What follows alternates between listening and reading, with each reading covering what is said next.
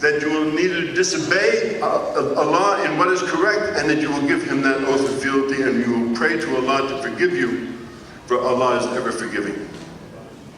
He took the bay'ah from the women. Men and women gave their bay'ah to the Rasulullah.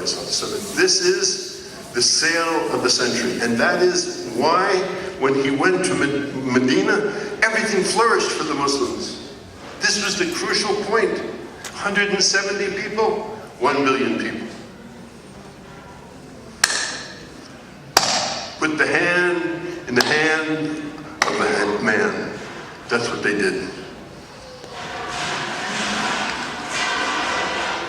In addition to that, how am I doing? How many minutes? 5 minutes, okay? I never get to finish this exactly because this part eludes me. But he gave numbers of different bay'at, and I just want to briefly touch upon it. He gave the bay'at to the people for Islam. Anybody who says, Ashhadu an la ilaha illallah, Ashhadu anna Muhammadan Rasulullah, that's the bay'at for Islam.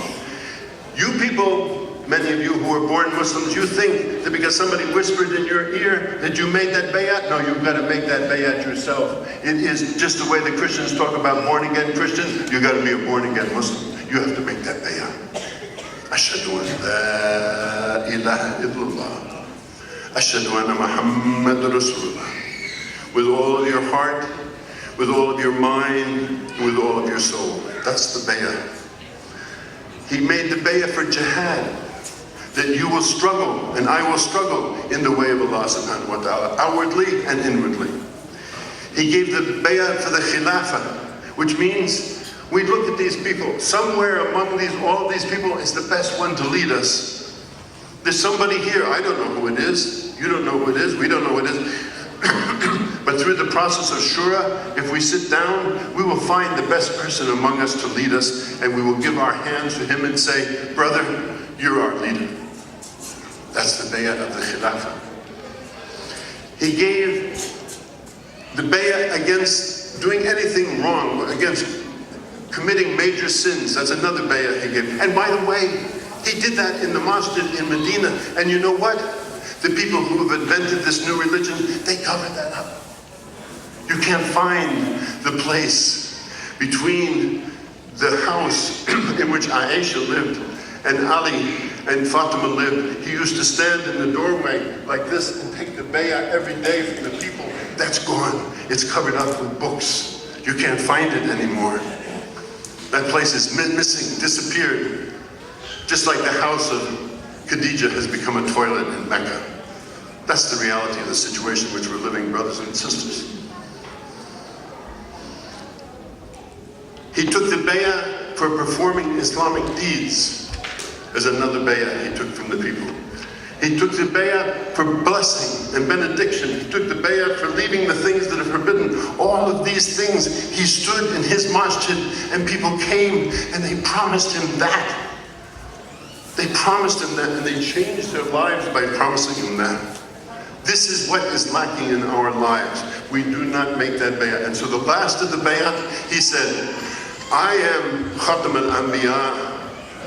ما كان محمد أبا أحد من رسولكم ولكن رسول الله وخاتم الأنبياء. I am the Khatam of the Anbiya. There's no prophecy after me. There's no wahi after me. But wallahi, in every generation, there will come people who are the equal of the Anbiya of Bani Israel, and they will come generation after generation after generation. And we used to walk 1,000 miles for a hadith, and we don't look for those people among us who are those people who are the equal of the Bani Israel to give our bay'ah to him, because when we give our bay'ah to them, we give our bay'ah to him. And these are the awliya karam who exist among us. These are the mashayikh and these people who exist among us. And we disregard that and we go for the other thing. I've said enough. I have more to say about all of this, but I like Muhammad Jalal. I'm very tidy with my time. My time is up. I hope that inshallah you have benefited from it. Read Fatiha together with me inshallah. A'udhu billahi minash shaitanir rajim. Bismillahir rahmanir rahim. Alhamdulillahi Rabbil Alameen, Ar-Rahman Ar-Rahim, Maliki Yawmiddin, Iyyaka na'budu wa iyyaka nasta'in, Ihdina as-sirata al-mustaqim, sirata alladhina an'amta alayhim, ghayril maghdubi alayhim waladdallin. Ameen. Allahumma salli wa sallim wa barik ala Sayyidina Muhammad wa ala alihi. Assalamu alaikum.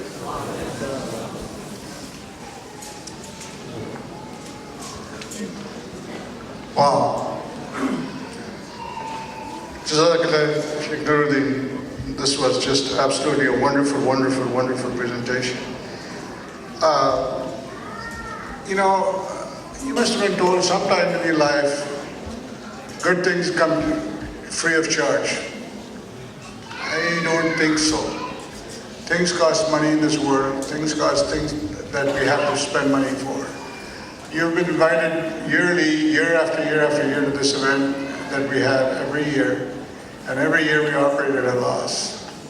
The presentation like this and the ones that you heard before, I'd like for you to dig deep into your wallets, into your pockets, into your purses. And please, please help NFIE bring this to you next year also.